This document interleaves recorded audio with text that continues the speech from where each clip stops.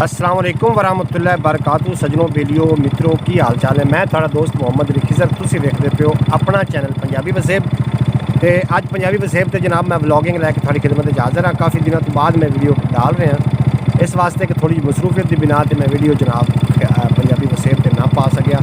तो अज जनाब मेरा प्रोग्राम हुजरा शाह मुकीम जावन का प्रोग्राम बन गया हज़रत बहावल शेर कलंदर उन्होंने दरबार से। तो जनाब तुसी वीडियो को एंड तक वेखना साढ़े नाल रहना ताकि ये सारे नज़ारे थोड़े नाल भी शेयर किए जा सकें। आओ जनाब चलते हैं। वो आखते ने ना मरूफ गल है कि सदा न पागी बुलबुल बोले सदा न पाग बहारां सदा न मापे हुसन जवानी सदा न सोबत यारां। ये जनाब सदा बहारां नहीं रहनियाँ जेड़ा दुनिया ते आया है उन्हें चले जाना है। बहरहाल ये नज़ारे जनाब थोड़े नाल शेयर करने का यही मकसद है कि जो साढ़े पंजाबी कल्चर है पंजाबी सकाफत है वो थोड़े नाल जनाब शेयर की जाए वो थोड़ा दिखाई जाए ताकि साढ़े आने वाली नस्ल इस सकाफत को मुस्तफीज़ ते वाकिफ हो सके। अगर वीडियो जनाब आज की चंगी लग जाए तो गुजारिश है कि जनाब चैनल को सबसक्राइब फरमा लेना बेल नोटिफिकेशन प्रेस करना ताकि हर आने वाली वीडियो का नोटिफिकेशन सब तो पहले थोड़ी तक पहुँच जाए। अगे चलते हैं ना रहना है वीडियो को बिल्कुल स्किप नहीं करना बहुत ज़्यादा मज़ा आएगा।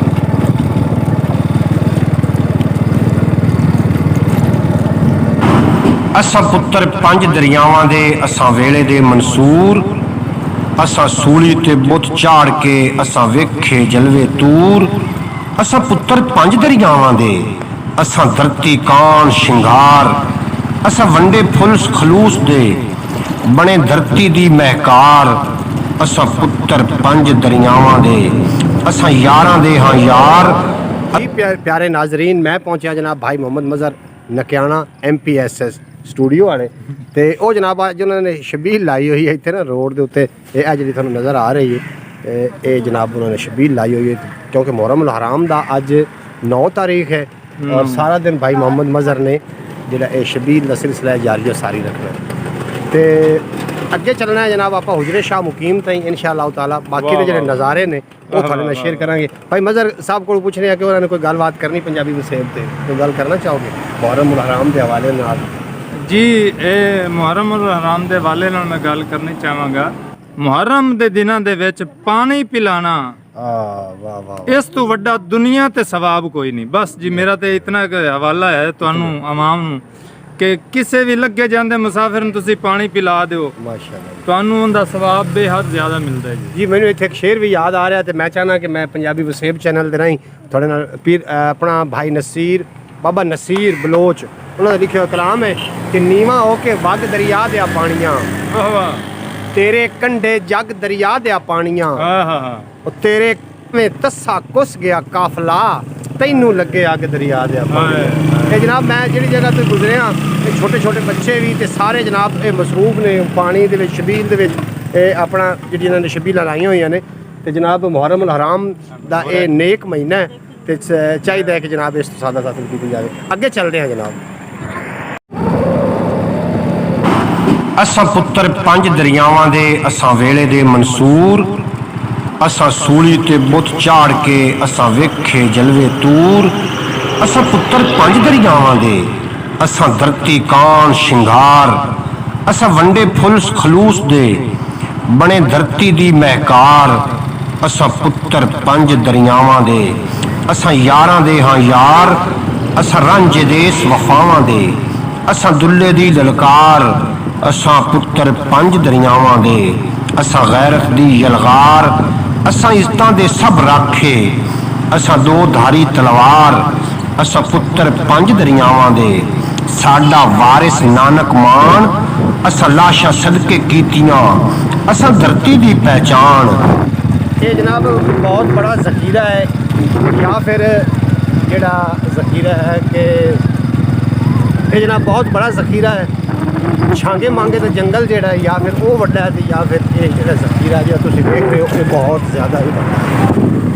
ये जनाब बहुत ही खूबसूरत मैं इस पार्क के भी गया शबाज शरीफ पार्क बड़ा खूबसूरत नज़ारा नज़र आ रहा है रोड से मैं जा रहा हूँ अगे मैं पहुँचना जनाब हुजरे शाह मुकीम इंशाअल्लाह ताला हम वीडियो बड़ा मज़ा देगी क्योंकि जो दरबार आलिया है हज़रत बहावल शेर कलंदर वो दरबार से मैं पहुँचा और दरबार का जो पूरा नज़ारा है वो थोड़े नाल मैं शेयर कराँगा।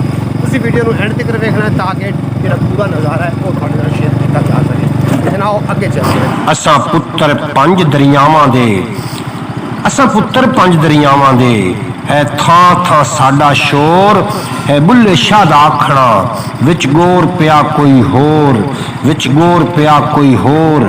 ਅਸਾਂ ਪੁੱਤਰ ਪੰਜ ਦਰਿਆਵਾਂ ਦੇ, ਅਸਾਂ ਤਾਹਿਰ ਸੁੱਖ ਦੇ ਮੀਤ, ਅਸਾਂ ਪਿਆਰ ਦੀ ਪੀਲੋ ਵੰਡੀਆਂ, ਅਸਾਂ ਪਿਆਰ ਦੀ ਪੀਲੋ ਵੰਡੀਆਂ, ਸਾਡੀ ਰੋਹੀ ਨਾਲ ਪ੍ਰੀਤ। ਅਸੀਂ ਪੁੱਤਰ ਪੰਜ ਦਰਿਆਵਾਂ ਦੇ, ਅਸੀਂ ਪੁੱਤਰ ਪੰਜ ਦਰਿਆਵਾਂ ਦੇ।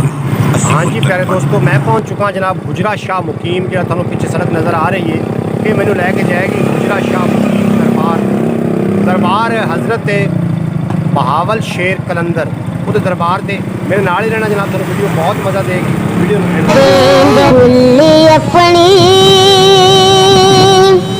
सजाई बैठा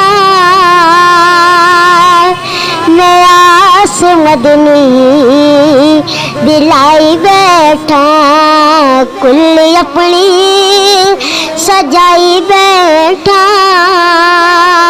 नयास मदनी दिलाई बैठा।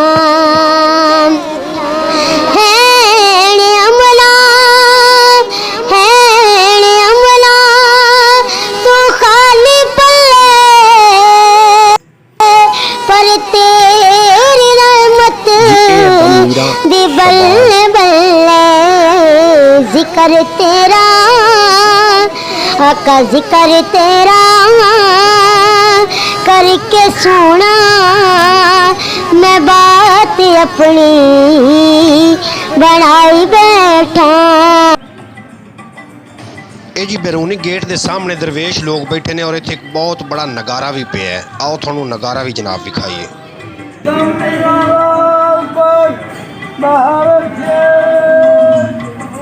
लाली बाला